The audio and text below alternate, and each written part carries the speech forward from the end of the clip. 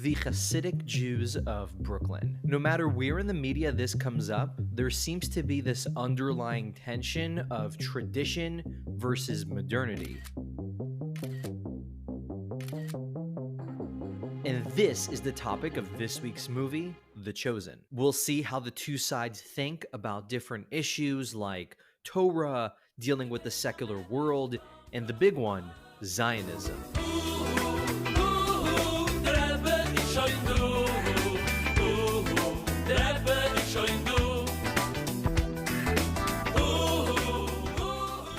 The story takes place in Brooklyn in the 1940s, and this is an important point. First of all, because America is busy fighting World War II. And the desire of American Jews to show the world that we were as physically fit as any other American. The other important reason is because of the demographic shifts that are happening in Brooklyn at this time. From the 1880s to the 1940s, 2.5 million Jews immigrated from the Russian Empire to the USA.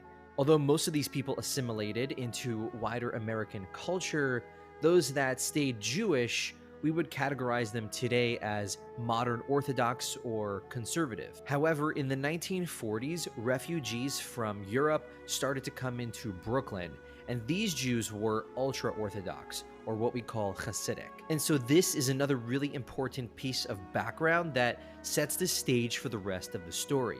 And we get to see the divide between these two groups, the more traditionalist versus the more modernist Jews of Brooklyn, and we're introduced to the traditionalist Hasidim first. But even though Danny and his team lived within 5 blocks of us, it might as well have been 5,000 miles. For Danny was a member of a very Orthodox group of Jews called Hasidim. They wore their hair and clothes the same way their ancestors did hundreds of years ago in Eastern Europe. This movie is about a Hasidic boy named Danny Saunders, whose story is told to us through the perspective of his more modern friend, Reuven Malter. Danny told me about the founder of the Hasidic movement, who lived with poor people in Poland during the 1700s. They called him the Baal Shem Tov, that to be a good Jew didn't depend on how much you knew, but on how much you felt. Danny's father is the Rebbe, the leader of the Hasidic group. My father is not just a rabbi. He's a tzaddik, a righteous man, a bridge between his followers and God. And Danny's father was able to rescue the congregation from the horrors of Europe before it was too late. Back in Russia, my father saved his whole community. Bandit gangs of Cossacks attacked the little town he lived in. They killed everybody. They left him for dead with a bullet wound in his chest. Well, once he recovered, he announced to his people they were done with Russia. They were going to America.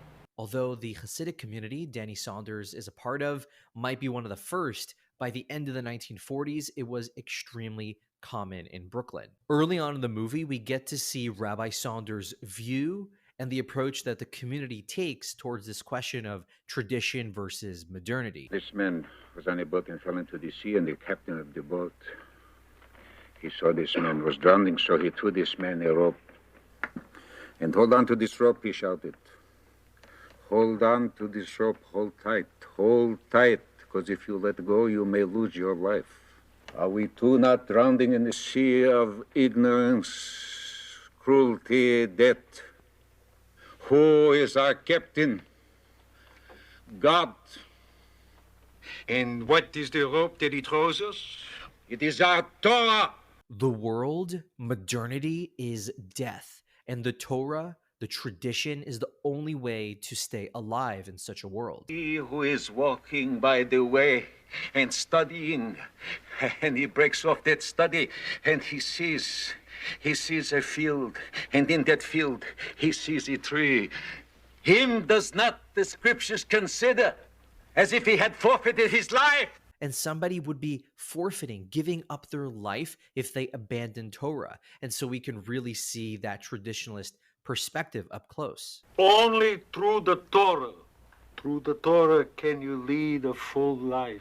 Only then will God, the master of the universe, only then will he hear your words. Now, this view is understandable, especially in light of what is going on in the world during the 1940s. The other perspective comes to us from Reuven's father, Mr. Malter, who is a professor and an author and a very proud Jew, but not in the same way as Rabbi Saunders. When Reuven and Danny first become friends, Rabbi Saunders expresses concern about the influence the Malters might have on his son. Also, I happen to know that your father is a famous scholar, and he does scientific criticism of the sacred words. So I don't know. Maybe I should worry that the son of such a man should be the friend of my Daniel. The truth is that Reuven's father does hold views that Danny's father would totally reject as heresy. He thinks Torah was written by God, and I think it was written by man, inspired by God. But then there's a lot of my own writing I don't like myself. But Rabbi Saunders relents and allows Danny to be friends with Reuven. But then again, Daniel should have a friend. I'm too busy to talk to him. Rabbi Saunders does not talk much to Danny, as we'll see more later on. It is not easy to be a friend. This is because of the major rift that exists between the Jewish worlds from which Danny and Reuven come from. Danny's father sees modernity as death, while Reuven's father sees insularity as missing an opportunity to grow. It's not a simple task to be a leader of people. It needs a special gift, and Reb Saunders has that gift. It's a pity he keeps his Hasidim in a separate world, and he resists modern ideas and changes.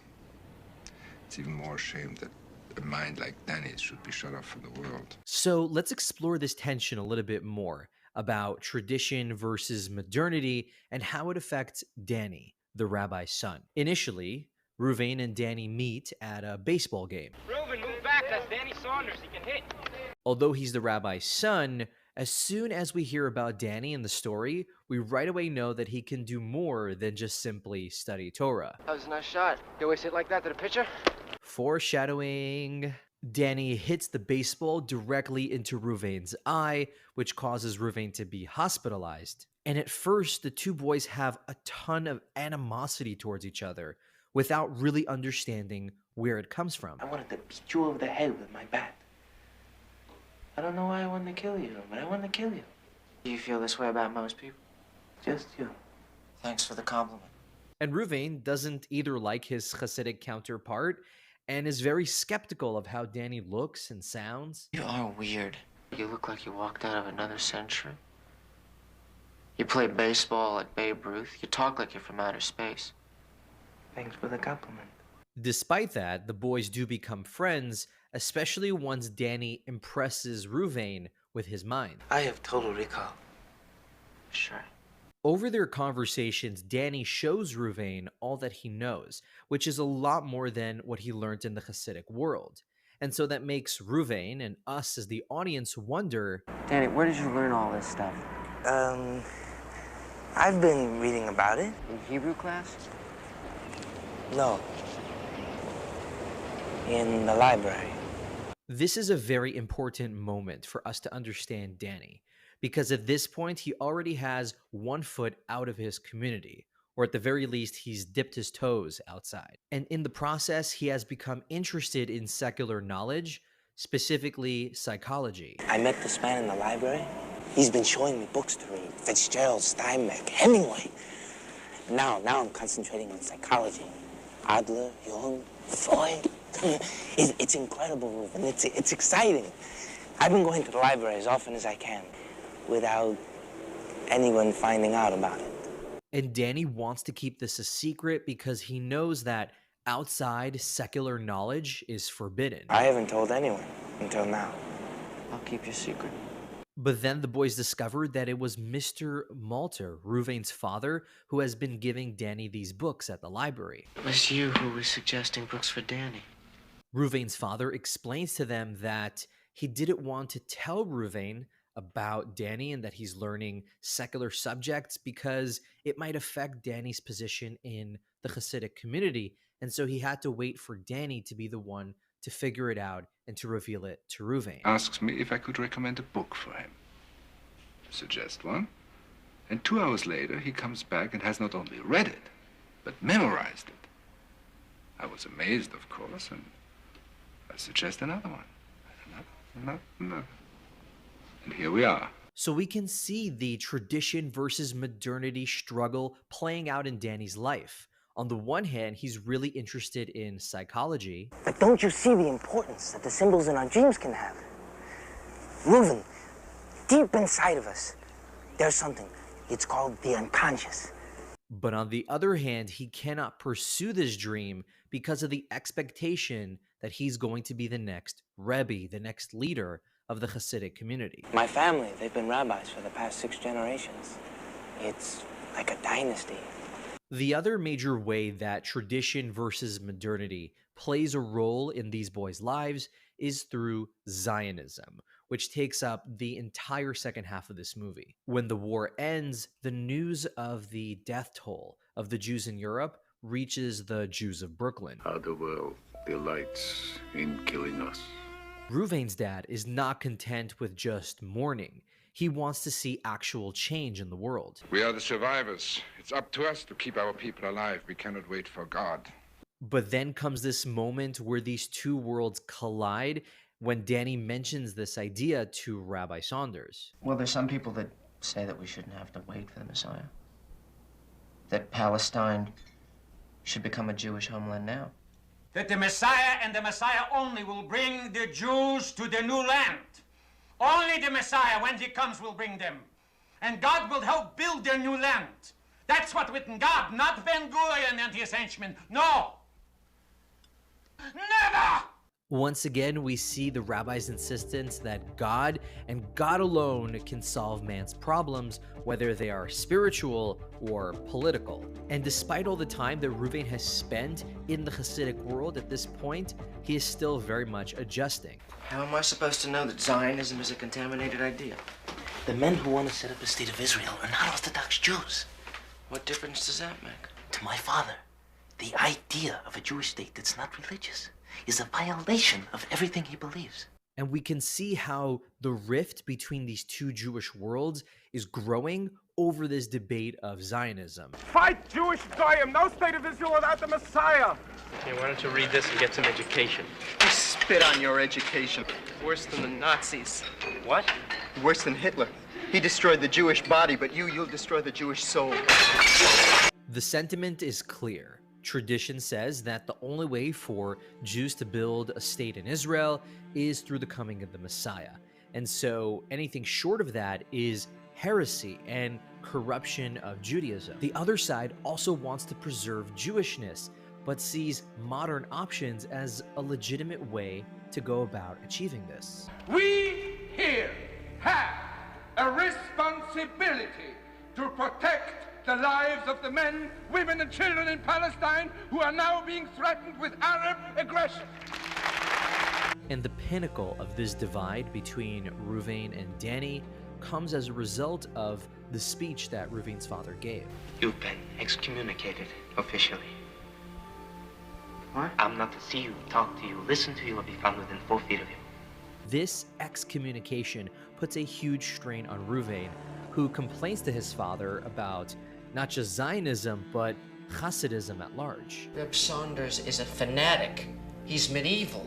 They arrange marriages and they arrange friends. They're complete fanatics. Reuven's father's response gives us such clear insight into the other point of view, and is probably the most legendary line of this movie. Please don't generalize. I don't like his attitude either. But in a strange way, it's a very fanaticism of men like Reb Saunders that has kept us alive for 2,000 years of exile. This really sums up Reuven's dad. He doesn't want to be like Rabbi Saunders or to follow him, but he respects him and understands the role that people like Rabbi Saunders play in the larger Jewish world. And it's such a special example of nuance being applied to a story about Hasidim. And if the Jews in Palestine would have 1 ounce of that same fanaticism, we would soon have a Jewish state. That doesn't make me feel any better. Me neither. And we get to see that wish come true during the UN vote, when the state of Israel becomes official in the eyes of the world. We have a state. We have a state. And so after Israel has become an official state, Danny is able to approach Reuven again since Rabbi Saunders removed this excommunication, because now it's not an issue of ideals, it's just a practical issue of another state existing. I needed you, and you weren't there. This is a very powerful line because it has this double meaning. On the one hand, during the excommunication, Reuven's father was very sick and Reuven could have used some support. But the other meaning is that during this time when the state of Israel was being made and American Jews were trying to pitch in and help its creation, Reuven was lamenting that it could have used support from people like Danny and Hasidim in his community. But the excommunication is really a symptom of a larger dysfunction going on in Danny's life, and that is that Danny's father, Rabbi Saunders, does not speak to him. Your father doesn't speak with words? Actually, he doesn't talk much. At least not to me. My father wishes everyone could speak in silence. At first, when we hear about this in the story, we assume it's because the rabbi is very busy and just doesn't have time to talk to his children. But later on, we learn that it's very deliberate. He didn't say anything. I told you. My father doesn't talk to me. And we can see how jealous Danny is when he sees his father spending quality time with his younger brother. And so at the end of the movie, Rabbi Saunders addresses this glaring problem in Danny's life, but without talking to Danny directly, he has to do it through Reuven. So you're going to become a rabbi and my Daniel will go his own way. And this is such a funny irony to me that the son of the biblical critic wants to be a rabbi and the son of the rabbi wants to be a psychologist. But let's get back to the question of why did Rabbi Saunders use the silent treatment on Danny for so many years? He began to understand that other people are alone in this world too. Other people are suffering. And he learned through the wisdom and the pain of silence. You think that I've been cruel? But I don't think so, because my beloved Daniel has learned. Rabbi Saunders was concerned that because of Danny's superior intellect, he would not be able to have any empathy towards other people because he would just see them as inferior to him. And so by putting Danny through the silent treatment and putting him in pain for many years, it would allow Danny to develop this awareness that other people can experience pain as well. Become a psychologist already. But you see, now I am not afraid. I have no fear because my Daniel is a tzaddik. He's a righteous man. And Rabbi Saunders validates his own decision by saying that even though Danny's not following in his footsteps as a rabbi, he is a tzaddik. He's able to feel other people's pain and perhaps allowing him to be a better psychologist in the future too. Maybe you should forgive me for not being a wiser father. In my opinion, I think there is a counter argument to be made to Rabbi Saunders, and that is by giving Danny the silent treatment, he was in effect pushing Danny away from him, which made Danny initially seek out other sources of knowledge, making him realize that he had a deep passion for psychology and sending him on his own path through his Jewishness, his Yiddishkeit. And so that's how the movie ends, with Danny coming to say goodbye to Reuven, but now he looks totally different. I don't believe it. I came over to say goodbye. I'm moving out to an apartment near Columbia University. And so now Danny is fully transitioning into a more modern Jew, but we are still given reason to believe that he's religious as a modern Orthodox or conservative Jew. You will be proud and go forth as a Jew. You will keep the commandments of a Jew. And so with all of that in mind, I think we can now understand the meaning of the title of this film, The Chosen. The question that the title is posing is, when it comes to your life's path, do you need to follow the tradition, the exact lifestyle that's been chosen for you, or could you have some choice, some options to find your own way? And this, of course, is a reflection of the life of the author, Chaim Potok, who was born in Brooklyn, studied in Jewish schools, and eventually became a conservative rabbi. And in 1967, he wrote his first book, The Chosen, which was turned into a movie by Jeremy Kagan in 1981. We get to see how people of Potok's generation had to deal with the issues of tradition versus modernity, whether it's Zionism or choosing your own path in life. What's remarkable to me is that the themes of this story have stayed relevant for over 50 years, and I personally found it very relatable and comforting when I first read this book. So which side did you resonate with? Was it the traditionalist side of Rabbi Saunders, or was it the more modern side of Mr. Malter? Thank you for being here to the end of this episode of Yiddish Kino Club. Every single week, we choose one movie and talk about a big Jewish theme. As a side point, I was inspired by this week's movie to actually go out and do a walking tour video of Borough Park, one of the oldest Jewish neighborhoods in Brooklyn, which went through this demographic shift that we discussed earlier in this episode. If there's a movie that you think I need to cover, then you should let me know. Next week, we're talking about a movie which really brought to life this theme of tradition versus modernity called American Pickle.